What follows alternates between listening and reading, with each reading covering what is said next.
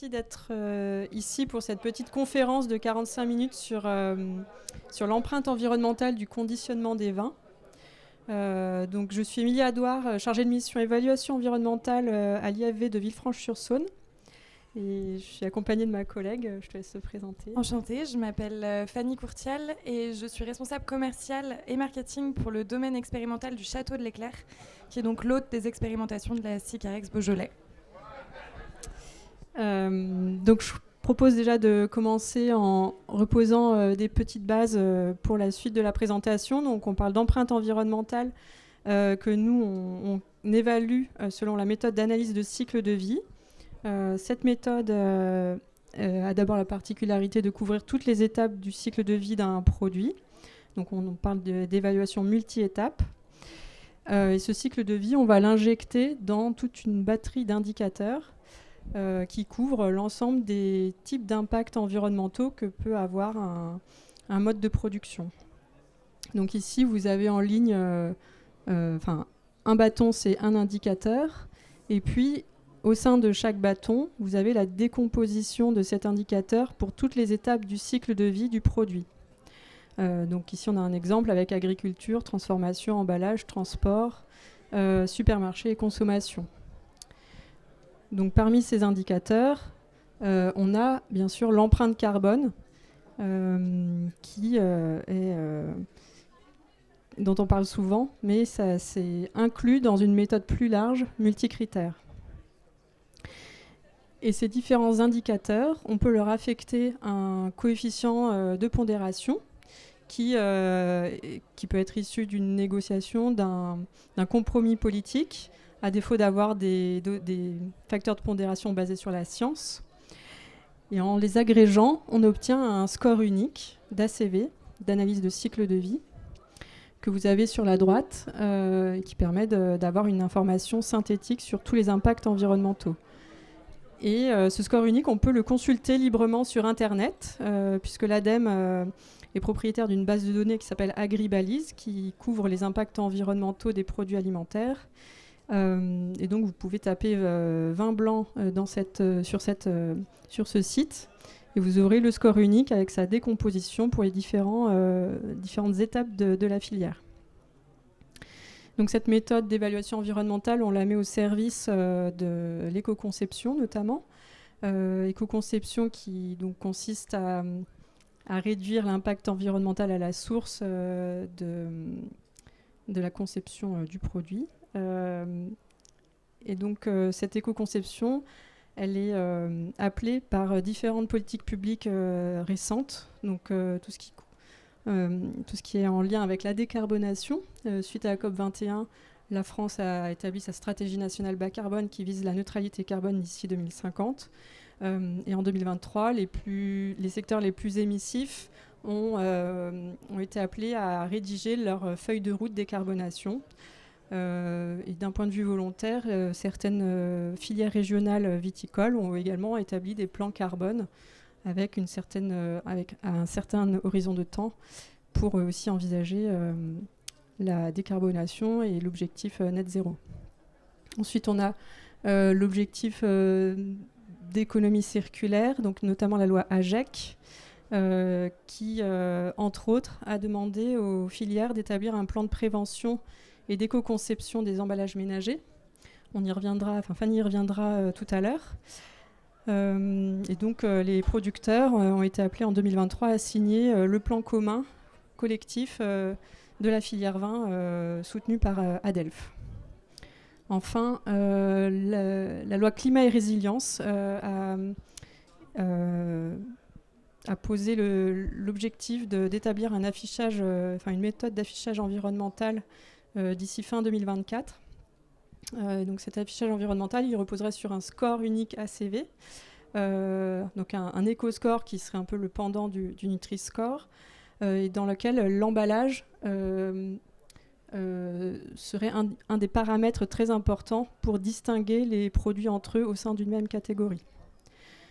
Donc voilà, plusieurs façons d'aborder l'éco-conception au travers des flux. Pour ce qui est de l'économie circulaire, des flux de déchets, au travers de l'empreinte carbone pour ce qui est de la décarbonation et au travers du score unique ACV pour l'affichage environnemental. Maintenant, je vais plutôt me concentrer sur l'empreinte carbone puisque c'est quand même l'indicateur que l'on regarde le plus en ce moment. Donc voici donc le même graphique que tout à l'heure qui en fait est l'analyse du cycle de vie d'un vin moyenne France d'un point de vue consommation. Donc c'est un vin qui a voyagé uniquement en France. Hein, on ne compte pas l'export généré par la filière vin dans ce graphique.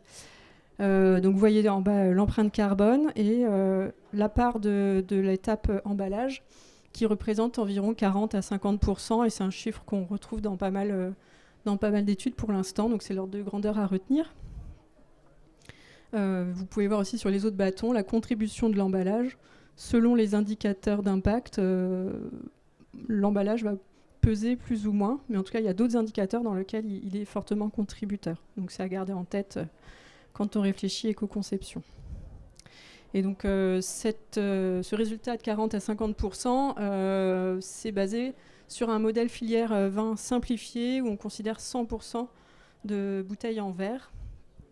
Donc déjà en partant du principe que la bouteille verre est très majoritaire dans la filière vin, même s'il y a un pourcentage notamment de bag-in-box.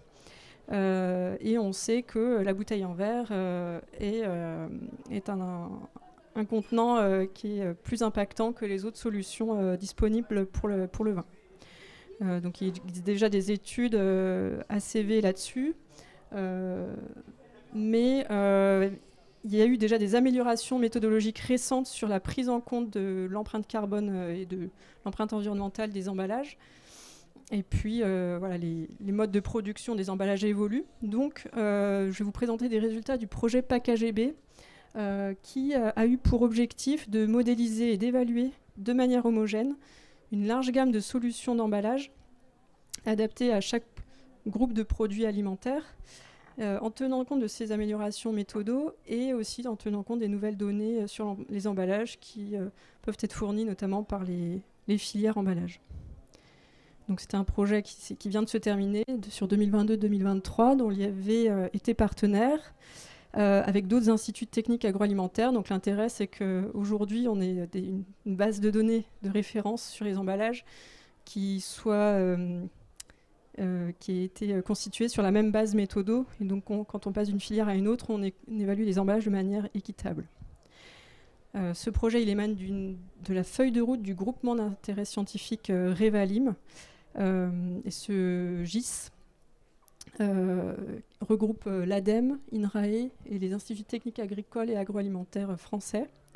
Il a 3 buts principaux: faire de l'animation scientifique en évaluation environnementale des produits alimentaires, améliorer les méthodos et améliorer la base de données Agribalise qui sera notamment le support de l'affichage environnemental.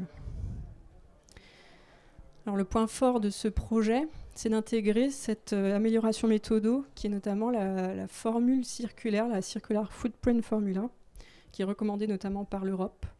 Donc en fait, sa particularité, c'est de prendre en compte les différents paramètres qui vont jouer sur l'empreinte environnementale d'un emballage, mais aussi elle permet d'éviter le double compte des impacts et bénéfices liés à la fin de vie des emballages.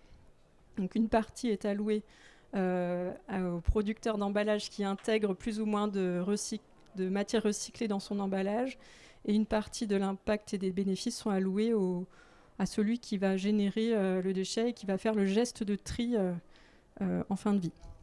Donc parmi ces différents paramètres, on a bien sûr le type de matériaux, et donc dans le projet PAC-AGB, on a couvert les grands types de matériaux principaux, donc la bouteille en verre, le bag-in-box, la canette alu et le PET. Au niveau de la masse de matériaux, qui joue aussi beaucoup, on a considéré je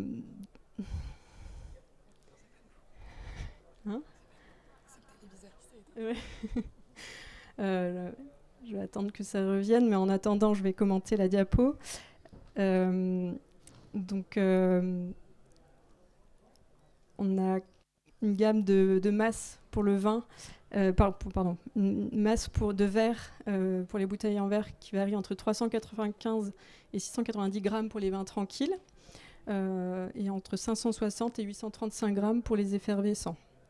Pour les bibes, on a 2 gammes de masses qui vont dépendre des volumes, et ça ne varie pas sur les autres types d'emballage. On va étudier aussi l'effet du taux d'incorporation de matériaux recyclés dans l'emballage neuf, et notamment sur le verre, où la couleur du verre va jouer. Donc, pour le verre blanc, on a considéré un taux d'incorporation de 40%, et pour le verre vert, 80%. Au niveau du taux de recyclage en fin de vie, on s'appuie sur les chiffres de l'ADEME. Donc 77% pour le verre. Enfin voilà, il ne varie pas. Ça n'a pas été un levier d'éco-conception, sauf pour le bib, où on a testé une version avec la poche non recyclable, qui est majoritaire aujourd'hui, et une version poche recyclable. Je ne sais plus ce que j'ai dit avant, mais voilà. Et puis, on va jouer aussi sur le volume de vin contenu, notamment pour le bib, où on a distingué les 3 litres et 5 litres. Vous pourrez voir l'effet, la variation de masse d'emballage versus le volume contenu. Et juste un petit point sur ce taux de recyclage pour montrer que tous ces paramètres aussi, ils s'améliorent. En général, ils s'améliorent au fur et à mesure du temps. Et là, c'est une petite infographique qu'a produit à Delft, l'éco-organisme de la filière vin, qui montre qu'on est passé de 59% à 85% en moins de 20 ans. Et la filière vert a signé une charte pour atteindre le 100% d'ici 2029. Donc à voir si on y arrive, mais en tout cas, l'idée c'est quand même d'aller vers cette progression. Donc voici maintenant les résultats qui ont émané de la segmentation que je viens vous présenter précédemment. Donc là, c'est l'empreinte carbone du cycle de vie de l'emballage vide, donc exprimé en kilogrammes de CO2 équivalent par litre de vin. Donc je vais vous décomposer tous ces bâtons. Déjà, on voit un effet matériaux avec tous les bâtons qui sont sur la droite encadrés, qui sont les bouteilles en verre, donc en distinguant vin tranquille et vin effervescent. Le bib qui se trouve tout à gauche dans les empreintes carbone les plus faibles, avec on va zoomer plus tard. Et puis entre les deux, la bouteille PET et la canette. Donc on voit une certaine variabilité de cette empreinte carbone. Notamment au sein des bouteilles en verre, on voit un effet masse assez important, ainsi qu'un effet couleur. Donc les bâtons en vert sont du vert vert et en bleu du vert blanc. Donc à masse constante, par exemple, si je prends... Ah oui, on ne voit pas le petit... je m'avançais. Si on prend des masses équivalentes, on voit l'effet de l'augmentation du taux de calcin, qui a un effet moindre que l'effet masse, mais qui peut être... L'intérêt, c'est de combiner les deux effets. Au niveau du bag-in-box, vu qu'on part d'une empreinte carbone faible, on a un petit écart, mais il se voit aussi. L'effet poche recyclable, donc si on prend les deux bâtons tout à gauche, on a poche recyclable et poche non recyclable, on voit un tout petit écart, donc il y a un effet, mais bien moindre que l'effet volume. Toutes ces références vont maintenant servir de référence pour les calculs futurs d'empreinte environnementale, de décarbonation, et vont être intégrés notamment dans cette base de données Agribalise prochainement. Et maintenant, si on réinjecte ces résultats emballage vide dans le cycle de vie complet du vin, on obtient ce graphique, donc exprimé dans la même unité, avec les bâtons en gris qui sont les résultats qu'on vient de voir précédemment, et on leur rajoute les bâtons bleus qui sont la partie viticulture, la partie orange qui est la partie vinification. Donc tout ça c'est constant, on le considère constant dans l'étude. Et après la partie en jaune qui est le transport, elle va varier puisque la masse fait varier l'empreinte carbone du transport. Donc on voit l'effet entre les emballages les plus légers à gauche et les bouteilles en verre les plus lourdes. On voit un effet qui varie en fonction de la masse. Par contre, cet effet est moindre que l'effet fabrication de l'emballage, puisqu'on continue quand même de transporter 1 litre de vin, même dans les emballages les plus légers. Donc on va atteindre un plancher de cette réduction de l'empreinte transport. Souvent on pense que le fait d'alléger, ça va surtout avoir un effet sur l'empreinte carbone du transport, mais c'est avant tout sur l'empreinte carbone de la fabrication de l'emballage. J'espère que je suis pas trop mal en temps. J'ai bientôt terminé. Donc je vous propose aussi de faire un zoom sur une bouteille en verre 450 grammes, en verre vert, mais pour différentes solutions de bouchage. Tout à l'heure, j'ai montré les bouteilles en verre toutes bouchées avec du liège, mais en fait, on a testé pour chacune différentes façons de boucher. Donc à gauche le liège, au milieu le bouchon synthétique et à droite la capsule à vis. Et en même temps, on voit la décomposition de l'empreinte carbone de chaque solution en fonction des différents éléments qui composent cette bouteille. Donc en bleu foncé, on va avoir l'empreinte carbone de la bouteille vert toute seule. En orange, le bouchon. En gris, on voit très peu, c'est très fin, on a la capsule. En jaune, l'étiquette. Et en bleu clair, ce sont les emballages secondaires et tertiaires, donc les palettes, mais surtout les cartons de 6. Donc on voit que les cartons ont une part non négligeable dans l'empreinte carbone, même si elle est bien plus faible que la bouteille vert. Et après, tous les petits éléments sur lesquels on va souvent avoir envie d'éco-concevoir, bon, ils ont une empreinte, mais très très faible par rapport au reste. Donc c'est à garder en tête quand on établit une stratégie et qu'on ne sait pas par quel bout le prendre.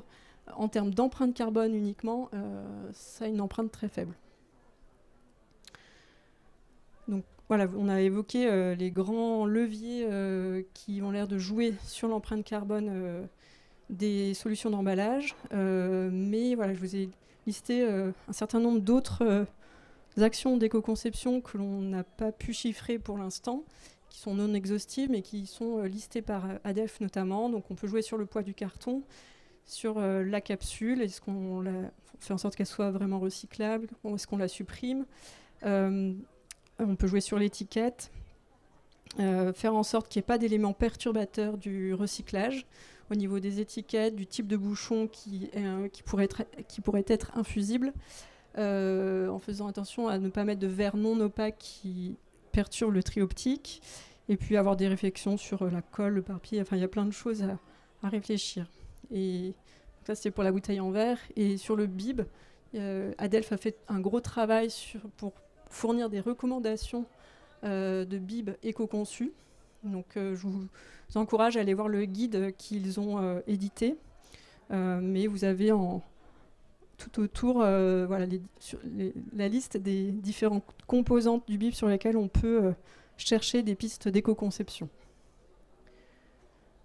Enfin, voilà, tout ça c'est au niveau des emballages à usage unique. Mais qu'en est-il de l'empreinte environnementale du réemploi des bouteilles en verre ? L'ADEME a fait 2 études consécutives, l'une en 2018 et l'autre en 2023, beaucoup plus complètes, qui a permis de dresser déjà un peu un aperçu de la vertu environnementale ou non de ce type de système. Donc vous avez ici un tableau synthétique des résultats qu'ils ont obtenus dans cette étude récente, avec à gauche la liste des paramètres qu'ils ont fait varier pour étudier tout un tas de combinaisons de paramètres et voir si dans certains cas c'est vertueux mais pas dans d'autres. Donc ils ont fait varier la masse, le nombre de réutilisations de la bouteille consignée, le taux d'incorporation de matières recyclées, etc. Et sur ces 5 indicateurs d'ACV, en tout cas, toutes les combinaisons qu'ils ont simulées se sont avérées être meilleures pour le réemploi que pour la bouteille à usage unique. Donc ça semble quand même vouloir dire qu'en termes au moins d'empreinte carbone et sur un très grand nombre de cas, la bouteille réemployée présente un meilleur bilan qu'une solution à usage unique, même éco-conçu. Je vais essayer d'aller vite sur mes conclusions, mais donc... ok. Donc, à retenir que déjà, l'action la plus efficace sur l'empreinte carbone, c'est d'envisager un changement du matériau principal si on reste sur de l'usage unique. Si on reste à solution verre constante, l'action la plus efficace, c'est de réduire la masse. Donc, un petit chiffre à retenir, à chaque fois qu'on enlève 100 grammes de verre, en moyenne, on retire 0,18 kg équivalent CO2 par litre de vin à l'empreinte totale de la bouteille, avec un plancher technique pour chacun des types de vin. Pour chaque solution verre, c'est sa bouteille verre qui contribue en majorité à l'empreinte carbone de cette solution par rapport à l'étiquette, le bouchon, etc. Et donc que les autres actions d'éco-conception peuvent être mises en œuvre en complément, même si elles n'auront pas la même efficacité sur l'empreinte carbone. Il faut garder en tête le caractère multicritère de l'empreinte environnementale que j'évoquais en introduction. Certaines actions d'éco-conception peuvent être listées par ADELF, notamment parce qu'elles peuvent être potentiellement efficaces sur d'autres impacts que le changement climatique. Il faut en tout cas veiller, quand on fait un changement, à ne pas engendrer de déplacement de pollution. Donc, d'où l'intérêt de faire une évaluation multicritère. Et par contre, voilà, même cette évaluation multicritère présente à ce jour encore des limites, notamment au niveau du plastique. Sur l'empreinte carbone, il semble que ce soit la meilleure solution si on voulait vraiment décarboner. Faut avoir en tête qu'on ne sait pas encore évaluer l'impact que ça peut avoir en termes de flux de plastique dans l'environnement et la toxicité de ces microplastiques. Donc, aussi, une alternative pour ne pas tout passer au plastique, et de toute façon, les consommateurs le souhaitent pas, a priori, c'est de réemployer. Et donc, Fanny va nous faire un retour d'expérience concret sur l'éco-conception et le réemploi des bouteilles. Merci Émilie. On va reprendre un petit peu le contexte légal sur l'éco-conception. C'est un sujet qui a été mis sur la table suite forcément au vote de la loi AGEC en 2020. La loi AGEC repose quand même sur une stratégie autour de 3 R: réduire, réemployer, recycler. La réduction et le recyclage, c'est principalement ce qui va porter l'éco-conception. Et le réemploi, ce sera donc la deuxième thématique qu'on va aborder aujourd'hui.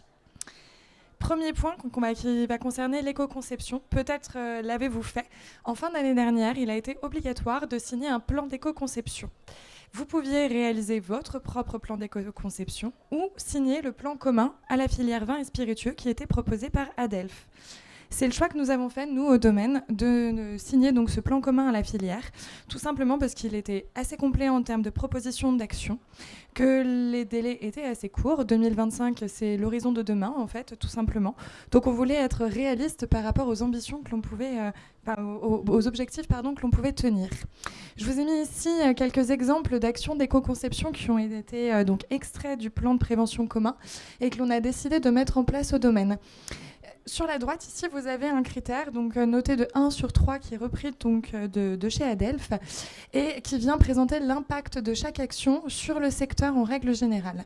Et comme on peut le constater, le BIB, il y a quand même des choses intéressantes à aller faire puisqu'on est sur de l'action 3.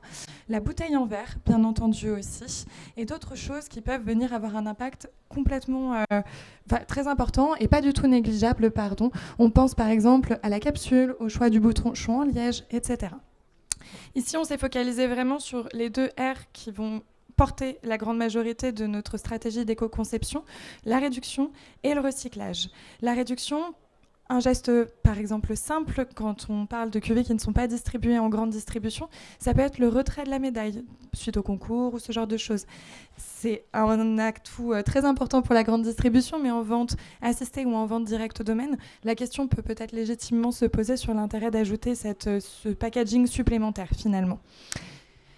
Donc sur l'éco-conception, nous c'est quelque chose que l'on porte donc d'ici 2025. Sur la liste des critères présents, on a déjà avancé nous sur environ 20 à 30% de tous les critères que l'on souhaitait mettre en place.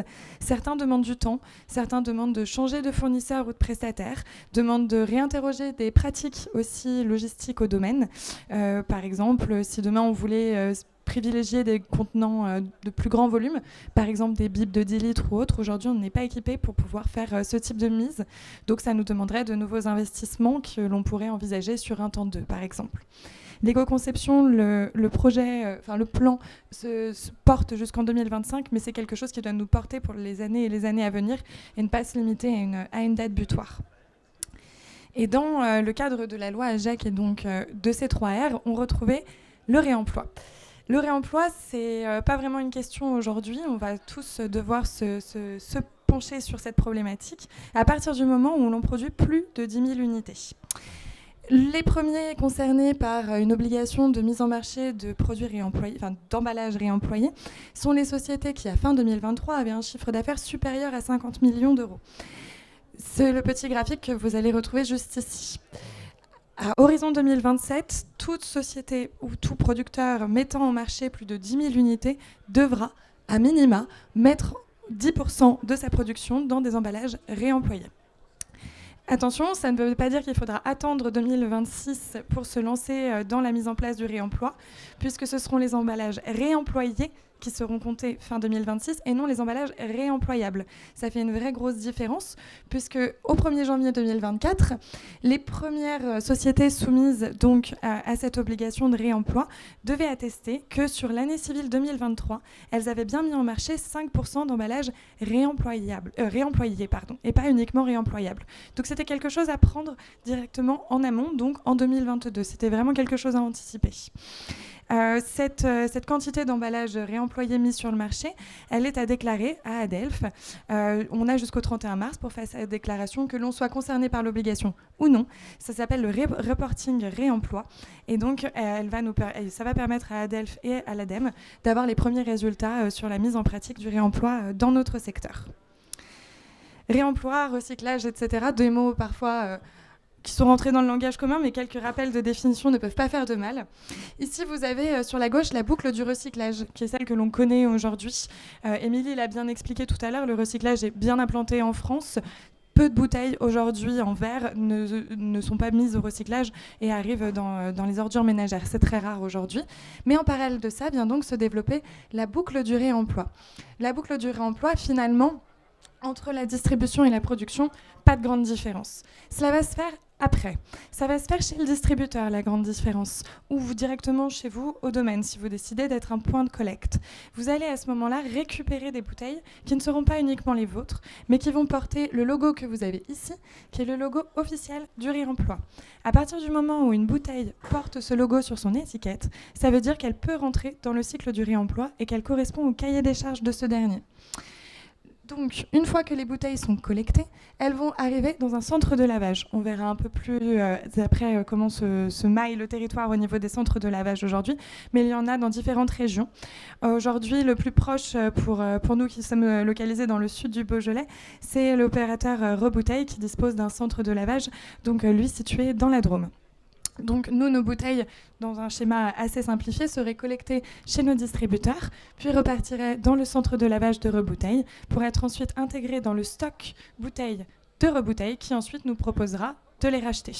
Je mets par exemple 100 bouteilles en circulation, 50 reviennent en point de collecte, Rebouteille va récupérer 50 bouteilles, mais je ne récupérerai pas forcément ces 50 bouteilles-là. Ce n'est pas parce que ce sont mes bouteilles, mes étiquettes qu'elles vont me revenir de facto. Il faudra les racheter derrière à un prix, bien entendu, inférieur que si on les achetait neuves. Et c'est ici que tout le bénéfice économique commence à se faire. La possibilité d'avoir accès à un parc de bouteilles à un prix réduit qui colle au cahier des charges du réemploi déjà. Là, c'est vraiment ici que vient se faire la première différence et la grande différence finalement entre le réemploi et le recyclage, c'est qu'on va avoir accès à un parc de bouteilles qui aura 1, 2, 3, 4 vies déjà derrière elle et que l'on pourra remettre en circulation. Bien entendu, les bénéfices écologiques, aujourd'hui, on commence à les connaître par rapport au réemploi, mais moins 50% en termes de consommation d'eau, c'est loin d'être négligeable, surtout dans le contexte actuel, moins 76% en termes de consommation d'énergie et moins 79% d'émissions de gaz à effet de serre. On a souvent tendance à penser que le réemploi est plus gourmand, on va dire, en termes d'eau, puisque l'on plonge les bouteilles dans des solutions aqueuses, avec notamment de la soude à l'intérieur qui va venir dissoudre les étiquettes. Mais il ne faut pas oublier que pour faire du recyclage, il faut faire monter les bouteilles à très haute température, il faut ensuite les refroidir, il faut refroidir les machines, et tout ça, c'est fait avec des circuits aqueux. Ici, on a également remis un petit rappel sur le réemploi, puisqu'avec la thématique du réemploi vient souvent la thématique de la consigne. La consigne, elle peut être monétaire, comme elle peut être dite morale.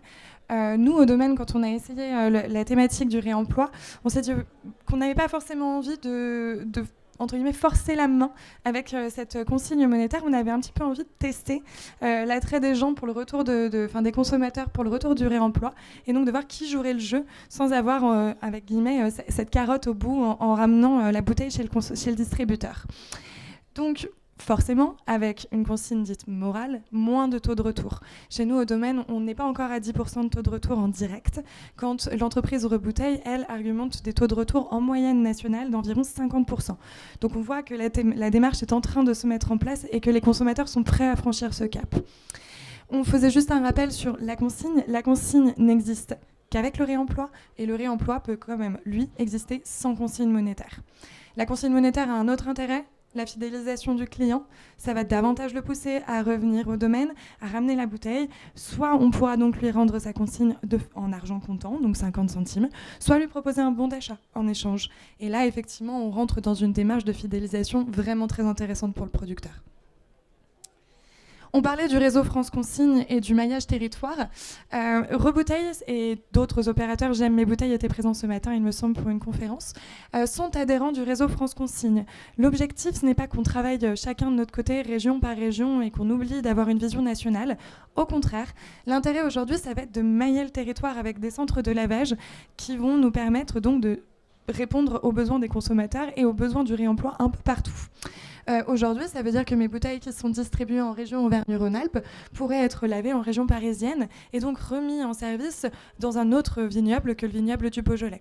C'est là qu'est tout l'intérêt en fait, de mailler le territoire et de se dire que l'on va pouvoir petit à petit créer un stock commun à la filière qui puisse être disponible au niveau national en partageant simplement les stocks des uns et des autres. Ce stock aujourd'hui va tendre à évoluer. On sait très bien que dans certaines régions, il y a des bouteilles syndicales, il y a des bouteilles avec des formes un petit peu particulières. Peut-être avez-vous entendu parler de la création de standards par Citeo et par l'ADEME, qui pour l'instant travaillent sur deux formes, une forme bourguignonne et une forme bordelaise, avec deux teintes, donc une teinte verte et une teinte marron. L'idée, ce serait de pousser les producteurs à ne sélectionner que ces références-là, pour qu'à terme, bien sûr, on puisse se retrouver avec la même référence de bouteille à quelques teintes près, puisque l'on sait que d'un verrier à un autre, parfois on a des petites nuances, mais sur tout le territoire. Et donc chez nous, on a mené un projet de mise en place du réemploi. On y a réfléchi à partir de janvier 2023, et c'est un projet qui a pu être mis en place par le financement donc, de la DRAF, qui nous a aidés à nous lancer dans le réemploi. L'objectif de cette mission et de cette recherche, c'était de mettre en marché une bouteille de Beaujolais Village Nouveau consignée. Pourquoi un nouveau ? Parce qu'on sait que les nouveaux sont consommés très vite et qu'on avait donc une chance d'avoir un retour de bouteille assez rapide et donc de pouvoir se rendre compte dans un délai plutôt court des taux de retour que l'on pouvait avoir en direct. Et ça a plutôt bien fonctionné. Dans les premières semaines après les nouveaux, on a quelques bouteilles qui sont revenues au domaine, on a eu un creux, et puis depuis quelques temps, en fait, d'autres bouteilles reviennent, des bouteilles oubliées dans un coin de la cuisine par les consommateurs depuis X mois, et qui au bout d'un moment se sont dit, cette fois-ci, j'y vais, je vais au domaine de toute façon, donc je ramène ma bouteille.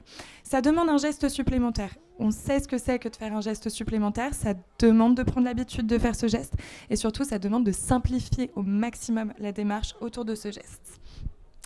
Donc dans les questions auxquelles on souhaitait répondre en mettant en place ce projet, c'était quels sont les intérêts environnementaux de la consigne, quels en sont les intérêts économiques, quels sont les freins et les leviers autour de cette thématique, et quelle perception ont les consommateurs de la consigne, quelle réceptivité au niveau du marché, et notamment au niveau des professionnels. Voilà la cuvée que nous, on a lancée donc à l'automne 2023, avec, on l'a fait exprès, un message assez fort sur la bouteille, une identité bien marquée. On a repris le logo du réemploi comme illustration principale. L'objectif ici, c'était quand on voit cette bouteille, qu'on n'ait pas de doute sur le fait qu'il ne fallait pas la mettre au recyclage et qu'il fallait la ramener au domaine. Donc pour nous, on a mis en marché 500 bouteilles commercialisées, sachant qu'en parallèle, on a commercialisé la même cuvée en non consigné, encore une fois pour tester l'attrait des marchés et notamment des distributeurs professionnels. Et on a vendu plus de 2 fois plus de bouteilles non consignées que consignées. Pourquoi ? Parce que nos clients principaux au moment des nouveaux, ce sont les restaurateurs. Et que là, est arrivée une nouvelle question. Mais je fais quoi de mes bouteilles ? Est-ce que c'est toi qui vas revenir les chercher ? J'aurais adoré répondre oui, mais c'est compliqué de mailler toute la France. Et puis là, où est l'intérêt environnemental si je prends un petit camion pour faire tout le tour ? Gros point d'interrogation. Donc la restauration, pas encore prête, en tout cas pas en direct et pas avec la formule que nous pouvions leur proposer.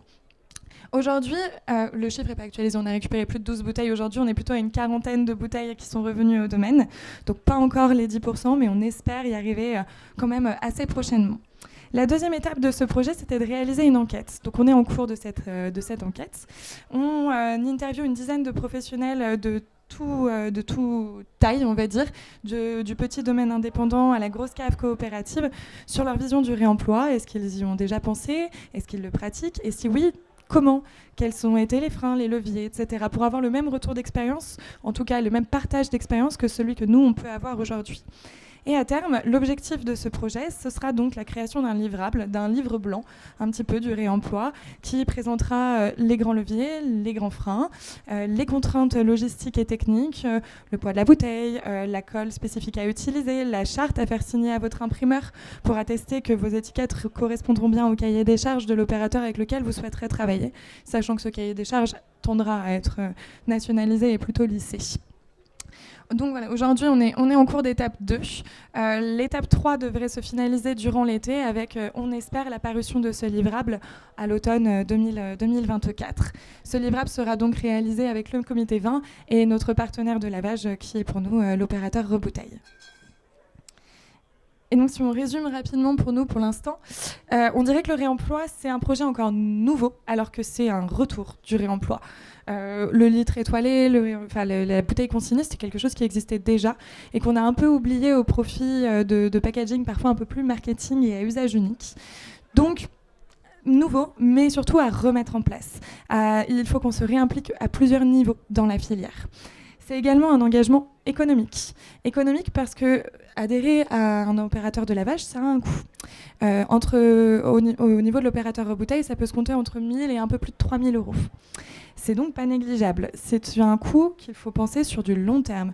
On a également parlé tout à l'heure de la possibilité de la fidélisation client via la consigne, un intérêt économique. Ça peut aider les clients à revenir directement au domaine. On sait que la vente directe au domaine est toujours plus intéressante que la vente au distributeur.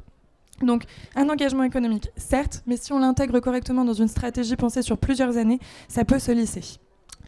Il y a un vrai besoin en pédagogie. Et là, nous, producteurs, on va pouvoir faire notre travail à notre échelle, mais il va également y avoir besoin de pédagogie de la part des opérateurs de lavage, des organismes d'éco-conception également. Peut-être avez-vous remarqué qu'aujourd'hui, Adelph et Citeo communiquent de plus en plus sur le recyclage et sur le fait que la France est un pays moteur dans ces démarches-là.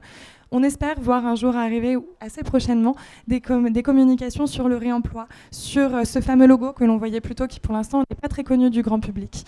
Un vrai besoin de pédagogie et d'éducation, que ce soit sur la méthode pour ramener ces bouteilles, ou alors sur les bénéfices environnementaux, puisqu'on a vu tout à l'heure, ils sont assez nombreux quand même. Et un quatrième point qui va être un manque d'implication de certains acteurs.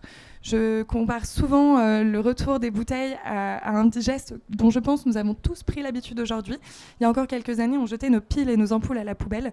Aujourd'hui, je crois qu'on a tous l'habitude d'aller les déposer à l'entrée des grandes surfaces. J'espère, peut-être est-ce utopiste, qu'un jour on pourra, un peu comme dans le modèle allemand, ramener nos bouteilles directement à l'entrée des grandes surfaces.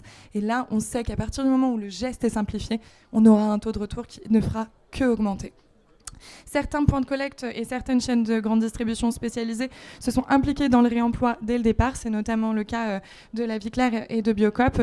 Et Biocoop, tous les magasins sont des points de collecte et sont déjà très actifs dans la distribution de produits réemployés.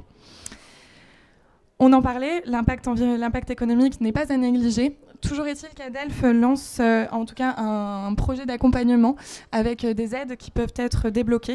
On n'a pas énormément d'informations pour l'instant sur ces aides et sur les critères pour pouvoir y prétendre, mais un appel à projet sera lancé courant 2024. Et si l'information vous intéresse, vous pouvez d'ores et déjà vous inscrire sur le site d'Adelph pour demander à être tenu informé de la mise en œuvre de cet appel à projet. Et donc, merci beaucoup pour votre attention. Et si vous avez des questions, on est prête à y répondre.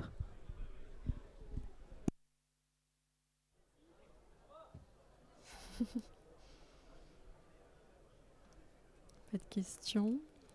Digérer. On a été super clair. La présentation. Je t'amène le micro.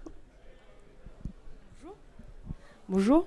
Moi, j'ai une question avec ma casquette de formatrice en analyse des risques consommateurs, puisque le risque vert est l'un des principaux risques consommateurs identifiés dans la filière. C'est comment les nettoyeurs de bouteilles garantissent en fait que les bouteilles sont d'une facture capable de supporter la mise d'un bouchon et l'ouverture d'une bouteille, sans que la bouteille n'ait de contraintes physiques qui l'amènent à s'abîmer. Alors à ce niveau-là, à ma connaissance, pas de garantie. Maintenant, une obligation d'utiliser des bouteilles légèrement plus lourdes que les bouteilles les plus légères que l'on peut voir sur le marché actuellement. La référence qui nous a été demandée d'utiliser pour nous est une bouteille de 460 grammes, qui, de par son poids, a normalement une résistance supérieure. Maintenant, comme n'importe quel verrier, on peut avoir un problème avec une bouteille. Et à ce moment-là, c'est le numéro de lot, simplement, qui fera référence, qui nous permettra de faire remonter le problème. Je ne sais pas si cela a déjà eu lieu, donc je ne saurais pas m'engager sur une garantie proposée par les verriers, mais en tout cas, le numéro de lot pourra permettre de remonter et donc d'attester que la bouteille, à défaut, était bien fournie par un opérateur de lavage. Et à ce moment-là, peut-être qu'il y aura une première à ce cas de figure. On peut mentionner aussi, je crois que Adelph a rédigé, met à disposition un guide à destination des laveurs d'emballage en verre pour le réemploi. Je suis tombée là-dessus, donc peut-être qu'il peut y avoir des réponses aussi dans ce guide. Peut-être. Je ne l'ai pas ouvert, honnêtement, mais à voir. Et du coup, j'en profite aussi, on n'a pas mentionné, je crois, mais focus sur cette masse de bouteilles réemployables, 460 grammes. Du coup, vous avez vu dans les résultats d'empreinte carbone, oui, il y a un petit surplus d'empreinte carbone par rapport au plancher de 395 grammes. Mais voilà, c'est pas non plus... tout dépend d'où on part aussi. Et c'est toujours mieux qu'une bouteille de 500 grammes, quoi. Et en plus, ce surplus d'empreinte carbone est amorti sur tous les cycles de vie. Donc, on a pas mal en tête le fait que c'est une bouteille plus lourde que... pour être résistante, mais en fait, ça dépend. Et on n'a pas tout à fait les statistiques. On n'a pas de statistiques vraiment des pourcentages de bouteilles de telle ou telle masse. Peut-être que la norme, c'est 500 grammes dans la filière, et donc c'est toujours mieux que la norme actuelle, quoi.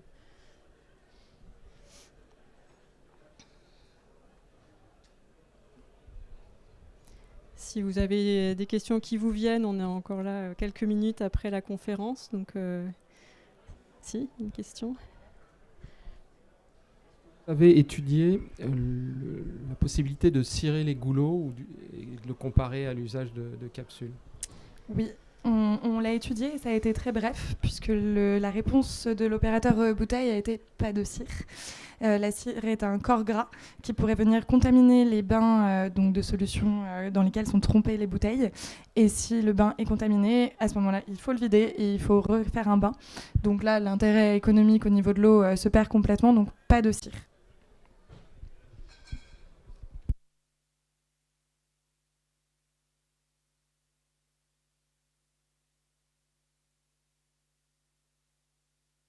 C'est la place au suivant.